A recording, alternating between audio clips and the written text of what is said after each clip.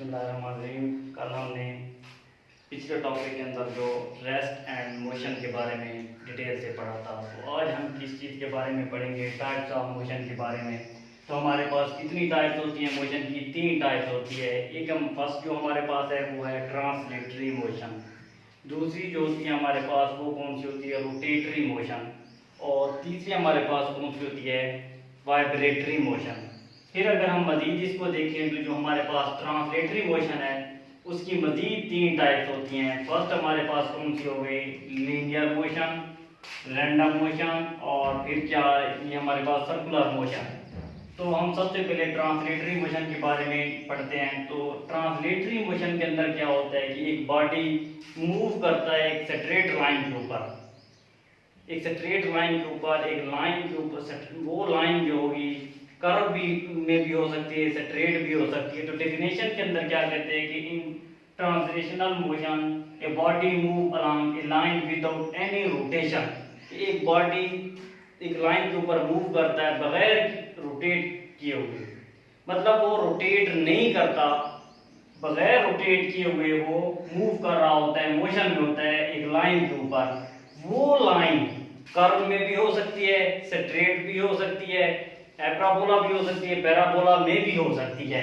तो अब यहाँ नीचे मैंने यहाँ पर लाइन लगा रखी है कि जिस तरीके से ये हमारे पास पड़ी हुई है लाइन, कि यहाँ पर वो कहते हैं कि एक बॉडी एक लाइन के ऊपर जा रहा है। ये नहीं बताता कि वो लाइन, बस सिर्फ एक शर्त रखता है कि एक बॉडी मूव करे, लाइन के ऊपर करे, लेकिन वो रोटेट ना करे। एक ही शर्त के अंदर वो कह रहा है कि एक बॉडी मूव करे, लाइन के ऊपर मूव करे, लेकिन वो रोटेट ना करे खुद को, बस एक ही लाइन के ऊपर मूव करता जाए, चाहे वो लाइन स्ट्रेट हो, कर्व में हो, हाइपरबोला हो या जिगजैग हो। इसमें कोई उसमें नहीं है, बस सिर्फ एक ही शर्त इसकी है कि वो रोटेशन ना करे बॉडी। इसके अलावा हमारे पास क्या है कि फिर हम मजीद आगे देखें तो लीनियर इसी की टाइप में आ जाती है। ट्रांसलेटरी मोशन की मजीद 3 टाइप्स हैं, लीनियर हो गई, सर्कुलर हो गई और रैंडम हो गई।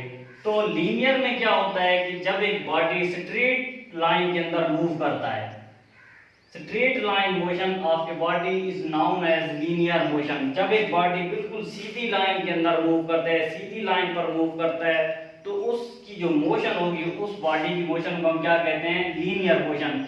जिस तरीके फॉर एग्जांपल कि हमारे पास ये एक लाइन है, तो जिस तरीके से एक एरोप्लेन हवा के अंदर उड़ रहा है तो वो बिल्कुल सीधा जा रहा होगा, तो वो कि उसकी जो मोशन होगी वो कौन सी होगी? वो हमारे पास होगी लीनियर मोशन, बिल्कुल स्ट्रेट लाइन में मूव कर रहा होगा हवा के अंदर। या फिर आप क्या करते हैं कि आपके घर के सामने ही एक दुकान है, और आपका ये मैंने बता भी दिया है कि अगर आपकी यहाँ पर एक दुकान है यहाँ पे, और यहाँ आपका घर है, तो बिल्कुल ही सीधी सड़क जा रही है, और आप उसी दुकान के ऊपर आप यहाँ से निकलते हैं और सीधा वहां पर जाते हैं एक सीधी लाइन के अंदर, तब वो क्या करेगी? स्ट्रेट लाइन के अंदर जब वो मूव अप करके यहाँ तक पहुंचोगे तो उसको हम क्या कहते हैं? लीनियर मोशन का नाम देते हैं।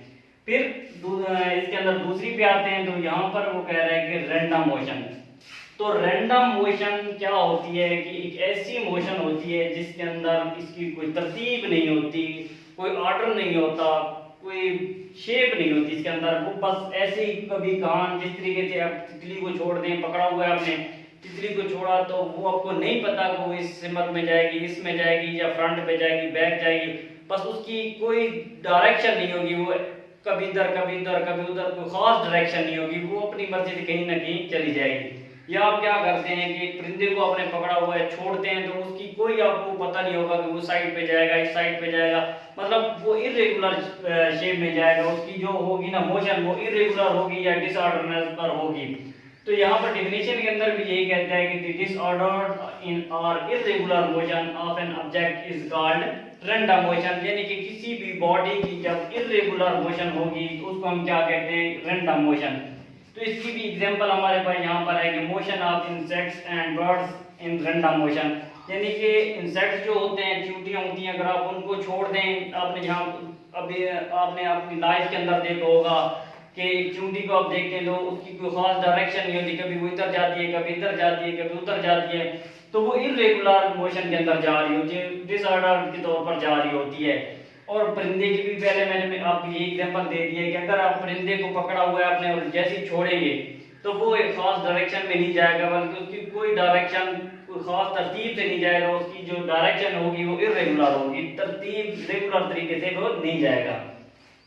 इसके अलावा यहाँ हमारे पास एक जो इसके अंदर पड़ा हुआ है कि एमसीक्यूज में ये चीज बार बार आती रहती है कि ब्रोनियन है मोशन कौन से होती है। ब्रोनियन मोशन जब आप किसी स्प्रे वाली टैंकी वगैरह से या वैसे मॉलिक्यूल को आप जो होते हैं हवा के अंदर गैस के मॉलिक्यूल्स होते हैं, तो उनको क्या करते हैं कि उनकी जो डायरेक्शन होगी गैस के मॉलिक्यूल्स की, जैसे उड़ रहे होते हैं, तो उनकी जो डायरेक्शन होती है, उनकी जो मोशन होती है, उनको हम क्या कहते हैं कि ब्रोनियन मोशन कहते हैं, जो गैस के मॉलिक्यूल्स की होती है। बाकी जो या उनकी भी शेप यही बनेगी, इर्रेगुलर होगी। बाकी परिंदे या इंसेक्ट्स को देखें तो उनकी भी डायरेक्शन या उनका जो ग्राफ बनाएंगे या फिगर बनाएंगे वो यही बनेगी, और ब्रोनियन मोशन की भी तकरीबन यही बनती है।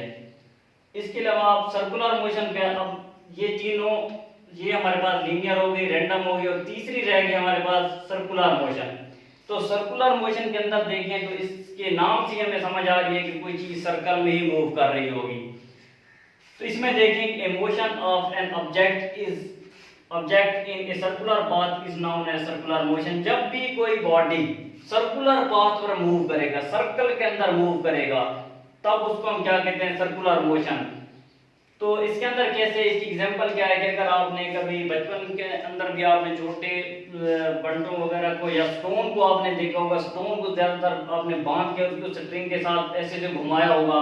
फॉर एग्जांपल जिस तरीके से मैंने यहाँ इसकी फिगर भी बना रखी है कि स्टोन को आपने रस्सी के साथ बांधा और घुमाया, तो वो क्या करेगा, एक सर्कल के अंदर मूव, एक सर्कुलर पाथ पर ही मूव करेगा। तो यहाँ पर वही कह रहा है कि stone tied at end of string move in a circle.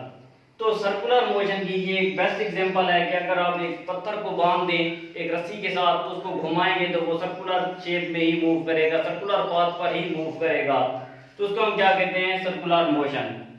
तो ये जो थी हमारे पास कौन सी, ट्रांसलेटरी मोशन की हमने पहले बता दी कि ट्रांसलेटरी मोशन कौन से, जब एक बॉडी जो है वो मूव करता है स्ट्रेट, मूव अलोंग ए लाइन विदाउट एनी रोटेशन। वो लाइन जो होगी वो में भी कर्व भी हो सकती है, स्ट्रेट भी हो सकती है, मतलब उसके अंदर जिगजैग भी आ सकती है, हाइपरबोला, पैराबोला, कोई भी हो सकती है। फिर हमने कहा कि इसकी तीनों टाइप बताई, लीनियर, रैंडम, सर्कुलर। लीनियर के अंदर जो बॉडी स्ट्रेट लाइन पर मूव कर रहा होगा वो लीनियर होगा, जो बॉडी इर्रेगुलर मोशन के अंदर मूव कर रहा होगा उसको हम क्या कहते हैं, रैंडम में आ जाती है। और सर्कुलर क्या होगा कि जब बॉडी कोई सर्कुलर पाथ पर मूव कर रहा होगा तो उसको हम कहते हैं सर्कुलर मोशन। अब हम क्या कहते हैं, दो हमारे पास ये रह गई कि रोटेटरी मोशन और वाइब्रेटरी। तो रोटेटरी मोशन पर आते हैं, तो रोटेटरी मोशन के अंदर क्या कहते हैं, जैसे spinning motion of a body about its axis. जब कोई बॉडी अपने एक्सिस के इर्द गिर्द मूव करता है, अपने एक्सिस पर मूव करता है, तो हम क्या कहते हैं कि ये चीज रोटेट कर रही है।